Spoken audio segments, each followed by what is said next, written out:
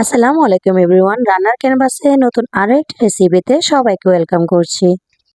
আজকে আমি তৈরি করে দেখাবো মালাই পুডিং। পুডিংটা দেখতে যতটা সুন্দর, খেতে কিন্তু মাশাআল্লাহ অনেকটাই মজা হয়েছিল। আর এই পুডিংটা তৈরি করতে কোনো প্রকার কিন্তু ডিম প্রয়োজন হবে না।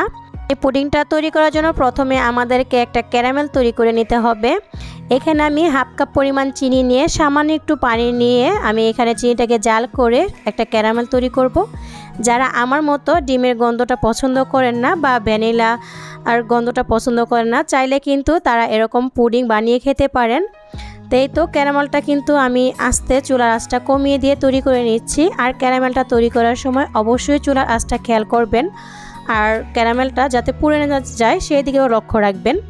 এই যে এখানে একটু দলা পাকিয়েছিল, এটা আমার চামিচে আটকিয়েছিল, তো সেটাকেও আমি ভেঙে সাথে মিশিয়ে নিচ্ছি।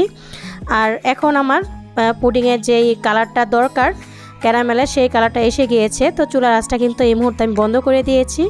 আর এখানে আগে থেকে জাল করে রাখা 4 কাপ দুধ দিয়ে নিচ্ছি। তো এখানে যে দলা পাকিয়ে আছে সেটা কিন্তু আর থাকবে না। জাল করার পর যে ক্যারামেলের যে দলা পাকিয়েছিল সেটা কিন্তু একদমই গলে যাবে।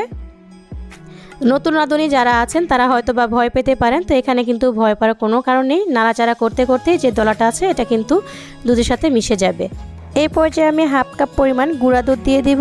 গুঁড়া দুধ দিলে হয় কি পুডিংয়ের টেস্টটা দ্বিগুণ হয়ে যায়। কেউ চাইলে এখানে কনডেন্স মিল্কও দিতে পারেন, তবে আমি এখানে গুঁড়ো দুধ দিয়ে করে নিচ্ছি আর একটু মিশিয়ে নিচ্ছি।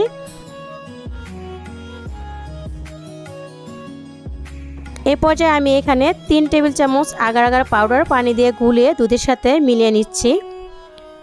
আগার আগার পাউডারটা দিয়ে কিন্তু সাথে সাথেই নাড়াচাড়া দিতে হবে, তা না হলে কিন্তু জমাট বেঁধে যাবে আর পুডিংটা খেতে একটু ভালো লাগবে না। আমি কিন্তু সাথে সাথেই নাড়াচাড়া করে নিচ্ছি।